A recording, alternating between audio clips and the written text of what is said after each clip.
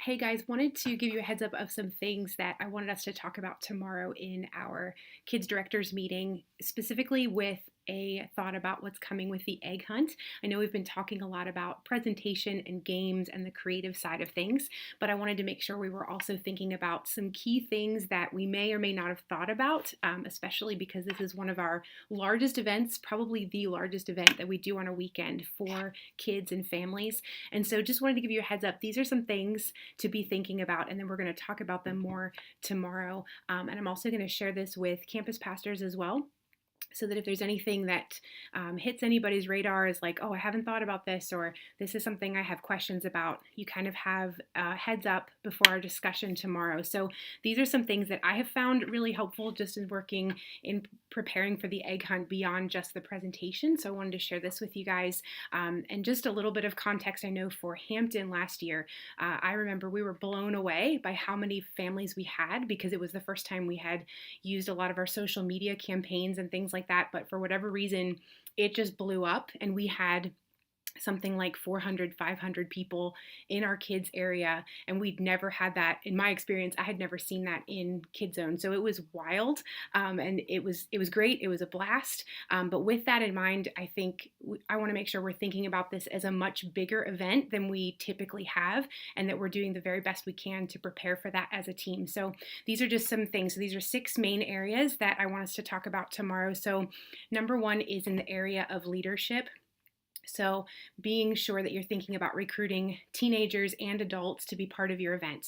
You want to think about areas of oversight that you can delegate appropriately so that you don't have to be in the weeds of those things during the event. And so you can be free to connect with families and think about your teaching and just the big things that you as a children's pastor need to think about.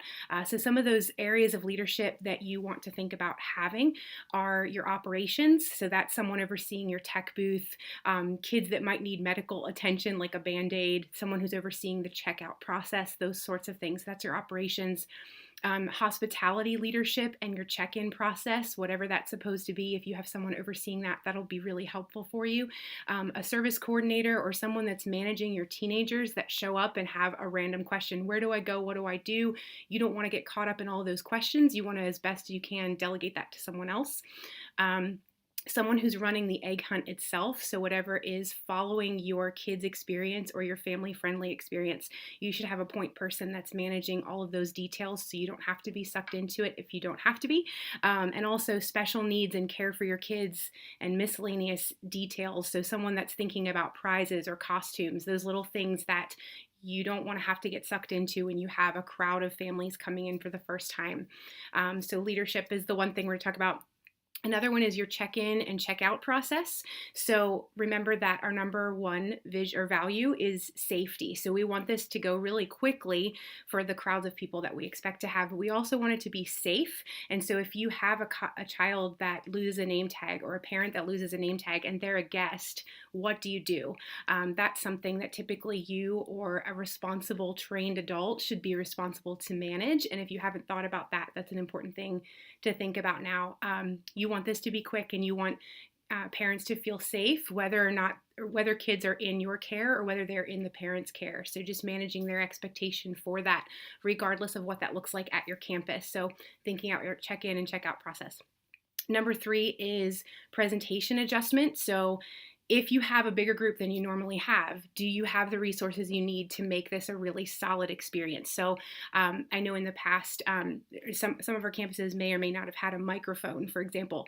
You want to have a microphone if you're going to have more kids than you normally have. And thinking about your games, are they family friendly because you'll have parents in the room? Are they engaging for a group that's larger than what you may normally have? And are they appealing to the whole room? So thinking about those things.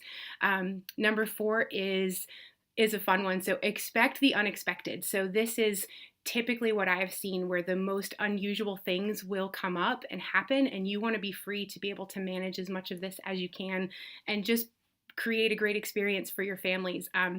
So, a big area that I've learned about this is you will probably have kids that come with special needs or with disabilities, and you have never met them before, and you don't know much about them. And so, what is your plan to create a good experience for that family? You want to think about providing things like headphones or a buddy system. So, if there's a kid who is dropped off and the parents are not staying, we always encourage parents to stay, especially on this weekend. But if they decide to drop off the child, is there someone that can buddy up with this child and make sure they have a good experience? And can you also fast pass them, as they say in Disney World, but get them to the front of the line for the egg hunt? There's some things that you can think about just to give them a good experience. Again, expecting more kids than you normally have. Do you have crowd control spread out throughout the crowd? Not just thinking about your stage experience, but also people to be with the kids and helping them direct to where they need to be. Expecting your parents to be there and to have questions, and they may have never been to church before, or maybe they have, or maybe they go to every egg hunt in the area. So thinking about that, they may not have, or probably won't have, any context of what Kid Zone is or what your church experience is going to be. So you want to explain a lot more than normal. You want to be friendly, you want to be hospitable, but again, thinking about safety first.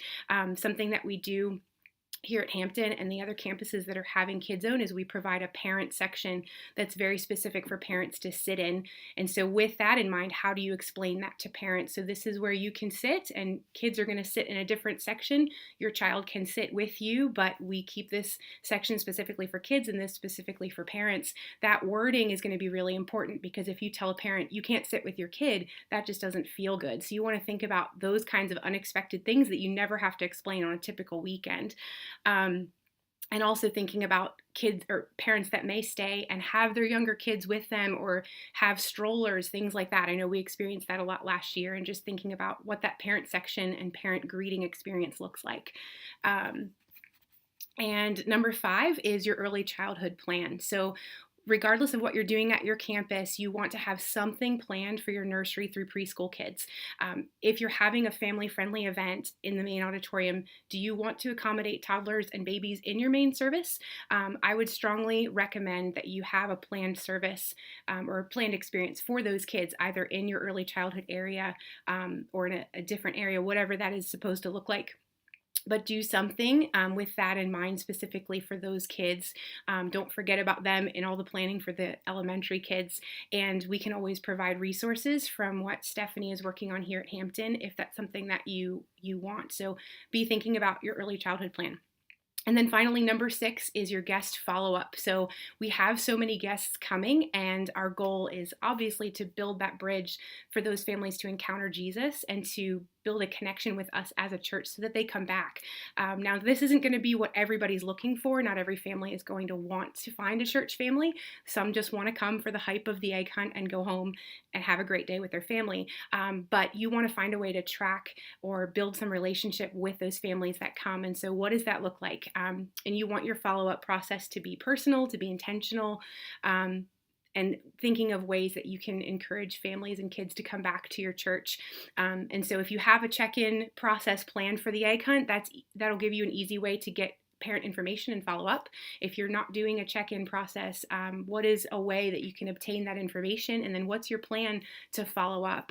So we can talk about ways that we can do that would be more meaningful and help you build that bridge with families in your area. But those are some things that I want us to talk about tomorrow. So again, leadership, the check-in, check-out process, presentation adjustments, expect the unexpected and what to do with those different things, early childhood plan, and guest follow-up. So just some things that I was thinking about that hopefully this is helpful for you guys as you're planning for your egg hunt. And we'll talk about this tomorrow. I think it's going to be a great discussion, and I'll see you guys soon.